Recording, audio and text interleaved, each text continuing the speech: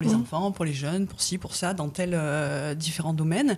Et en fait, donc l'organisateur s'inscrit, il crée son propre événement, c'est-à-dire qu'il peut faire plusieurs projections comme la SCCC, il peut faire un goûter court-métrage, il peut faire une nuit du court-métrage, un apéro court-métrage. Je pense qu'on se disait, nous, qu'on allait terminer samedi soir au Cabaret Pop. Je pense qu'il a choisi un beau programme qui s'appelle Ça sent le sapin. Évidemment, c'est d'actualité. Et donc, chacun, voilà, comme ça, se fait sa programmation. Les cinémas également, fixes, itinérants, vraiment, c'est ouvert à tous. Et donc chacun va recevoir sur le support qui l'intéresse. Là, pour le coup, c'était des liens à télécharger pour télécharger les films. Mais lorsque ce sont des programmes, le CNC envoie des DVD avec le programme complet. Voilà, il y a à peu près tous les supports disponibles, une très grande variété de films, un très grand choix. Alors on les voit justement avec de tourner sur des CTV là. Des pépites, des merveilles. Et justement, parmi cette liste de films de courts-métrages qui sont diffusés dans la ville de Gap, est-ce qu'il y a des films haut alpin ? Alors, hélas, non. Pas encore cette année. C'est dommage parce que le CNC a effectivement ouvert cette année en plus la possibilité pour tous ceux qui le souhaitaient de proposer des films locaux. En revanche, malheureusement, on n'a pas eu le temps et les moyens techniques parce qu'il faut malgré tout pouvoir les fournir sur certains supports, sous certains formats. Et donc, on n'a pas eu le temps de le faire cette année. C'est un objectif, je pense, qu'on se fixe pour l'année prochaine, de pouvoir effectivement intégrer des films locaux par les réalisateurs locaux parce qu'il y en a beaucoup. Il y a aussi des choses très intéressantes. Et voilà, ce qui nous permettra aussi d'avoir, je pense, les réalisateurs lors des projections. Voilà, là, c'est un coup d'essai ensemble pour cette année, mais on espère bien que, on est passé de 6 organisateurs à 40. Pourquoi pas, on l'espère encore davantage l'année prochaine. Davantage, et puis d'autres réalisateurs alpins qui viendront faire partager leur passion du cinéma, puis montrer leur œuvre l'année prochaine, en 2014. Exactement. On va rappeler un petit peu les heures. Alors, à 14h, je vois sur l'affiche... À 14h, le musée. À 14h, aussi au centre hospitalier. À 16h, à la médiathèque, dans le hall de la Passerelle. À 18h30, place Gavotte. Et à 21h, au Cabaret Pop. Les autres, on n'a pas donné d'horaire puisqu'ils ne sont pas ouverts au public. D'accord. Pour cette année, en tout cas. Cette année, oui. Voilà. C'est ce que me disait le foyer Borel. Si je peux me permettre juste une chose. Allez-y, je vous en prie. Chaque organisateur donc, a rentré son programme sur donc, le site lejourlepluscourt.com. Oui. Et la personne donc, qui a souhaité mettre en place cette projection sur le foyer Albert Borel a dit quelque chose comme ça. Nous, on ne court plus beaucoup, mais par contre, dans nos têtes, ça avance. Et j'ai trouvé ça vraiment beau. Alors, on va parler un petit peu de la CEFAS également. J'en profite que vous êtes là. Les futurs projets pour la CEFAS. Alors, on a déjà eu une actualité récente assez dense alors en termes de diffusion, puisque c'est vrai qu'il y a le 100% Cachemire de Valérie Lemercier, donc, qui est sorti mercredi au ciné, et donc quelques scènes tourné du côté de Serre Chevalier. Absolument, sur le glacier de la Girose, Villard d'Arène, la vallée de Sercheux. Ce soir à 20h45, je fais de la pub du coup, soir à 20h45 sur France 2, un magnifique documentaire qui s'appelle Le plus beau pays du monde. Donc on a eu la chance aussi d'avoir notamment Jacques Malater qui est venu réaliser également ici, donc avec des séquences dans les écrins, le Queyras et les gorges du Verdon. Donc voilà, un beau projet aussi. On a déjà un petit peu des projets donc pour l'année prochaine, deux courts-métrages, notamment qui s'intéressent au plateau de Bure, avec l'observatoire du pic de Bure. Un commissaire La Violette, deux commissaires La Violette même, qui devraient revenir en fiction télé donc, sur le secteur de Manosque et alentour, avec Victor Lanoux. Voilà, et des projets sous le coude. Alors je ne peux pas trop en parler. Je comprends bien. Encore pour l'instant, voilà, on espère aussi un long métrage sur Briançon avec une jeune scénariste très talentueuse, avec une histoire un petit peu autobiographique, on va dire en tout cas, sur l'histoire d'une personne, d'un jeune homme asthmatique, qui redécouvre la vie sur le Briançonnais.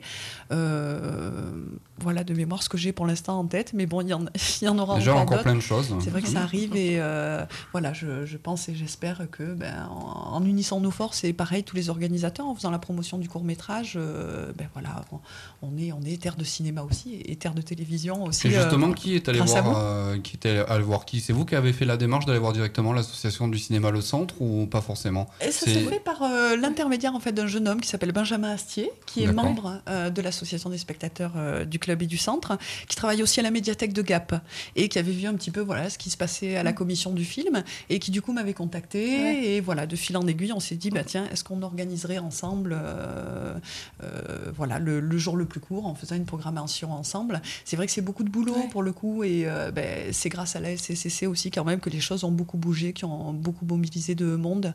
Moi j'avoue aussi que la commission du film est assez relayée au niveau des médias locaux et ça ce qui est formidable parce que du coup c'est vrai que ça permet de sensibiliser beaucoup de monde et voilà. Et d'autres projets en commun justement? Peut-être pas en parler.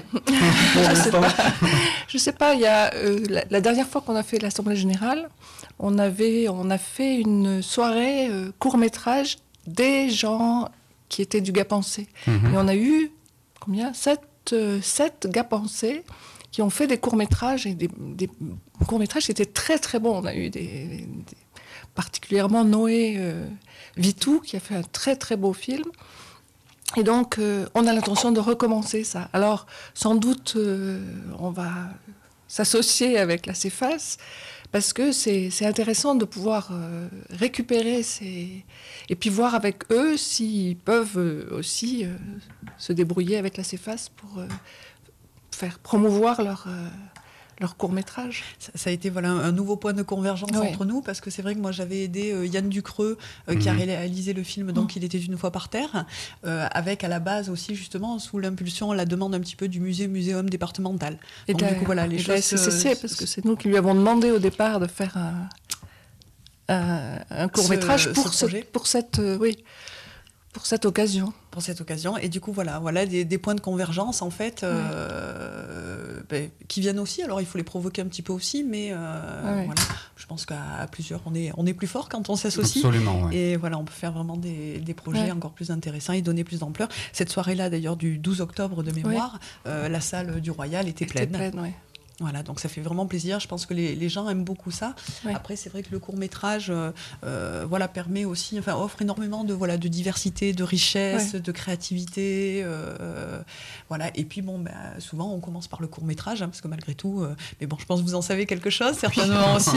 On commence par le court-métrage, parce que aussi, des questions de moyens, notamment, puisque c'est vrai que le cinéma réclame des moyens. Après, je pense aussi, de l'investissement personnel énormément, comme dans beaucoup de choses, mais des moyens financiers aussi qui peuvent être plus ou moins conséquents. Donc on peut penser que les réalisateurs de courts-métrages locaux aussi d'aujourd'hui sont des futurs grands réalisateurs de demain. Oui, Simon Ritt, Anne Terrasse, tout ça, ce sont des noms d'étudiants, d'ex-étudiants Gapensé. Merci. Vous voulez rajouter quelque chose peut-être ? On va rappeler encore une fois la fête du court-métrage le 21 décembre, le jour le plus court, la 3e édition. Exactement. Avec donc du côté du musée départemental à partir de 14h, également au centre hospitalier à 14h, 16h à la médiathèque Hall de la Passerelle, à côté du le théâtre La Passerelle à Gap, et à partir de 18h30, donc sur le mur, pas blanc, mais beige, place Gavotte. J'espère que ça... À mon avis, il n'y aura pas de souci, ça sera une belle soirée. Et à 21h, au Cabaret Pop. Voilà, au Cabaret Pop, pour finir la soirée en beauté. Merci, à très bientôt. Merci à vous. Sur l'antenne de DC Radio et DC TV également. Puis on fera d'autres émissions encore cinéma sur DC TV. Avec grand plaisir. Merci beaucoup. Voilà Ludo, j'espère que vous avez passé un bon moment cette écoute. Donc la fête, n'hésitez pas Ludo, il faut aller faire un tour. La fête du court-métrage le 21 décembre du côté de Gap, à suivre sur l'antenne de DC Radio. Dans un instant, l'émission Génération DC. Et sur DC TV, on va faire un retour en images sur le concert de Gérald de Palmas qui avait lieu samedi du côté de Vars. Très bel après-midi à l'écoute de DC Radio et DC TV. On est tous d'ici. DC Radio. Salut, c'est Siri. Je suis d'ici et fier de l'être.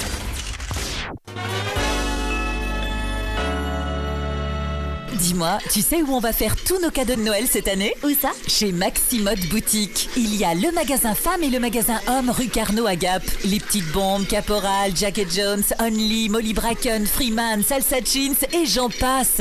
Il y en a pour tous les goûts, tous les âges, à tous les prix. Et en plus, ils font les chèques cadeaux. Eh bien, qu'est-ce qu'on attend pour y aller? Maximode, boutique homme, boutique femme, boutique femme. Vêtements, chaussures et accessoires, 34 et 59 rue Carnot à Gap. Ouvert les dimanches 15 et 22 décembre. Le mercredi 18 décembre à partir de 14h30, rendez-vous devant Jouet Club avec le Père Noël d'ici et Babybou. Tout au long de l'après-midi, partagez un moment magique avec toute l'équipe d'ici Radio et suivez la calèche du Père Noël dans le centre-ville de Gap. Au programme, distribution de bonbons, de cadeaux et un grand goûter offert par la Micaline à partir de 16h30. Alors rendez-vous le 18 décembre à partir de 14h30 pour le Père Noël d'ici. De la viande, oui, mais pas n'importe quelle viande à n'importe quel prix. Chez Carnivore à Gap, le bon rapport qualité, c'est notre priorité. Nouveau à Gap, Carnivore. Boucherie, crèmerie, charcuterie, surgelée, vin et champagne et chaque semaine des promos. Carnivore du lundi au samedi, 9h-20h non-stop, dimanche et jours fériés, 8h-13h. À Gap, 62 avenue de Provence. Attention à l'abus d'alcool. Des Oules du Diable au Laverque sur 92. Les remontées mécaniques et l'Office du tourisme d'Ancelles vous invitent à prendre un bain de soleil avec le soleil d'ici.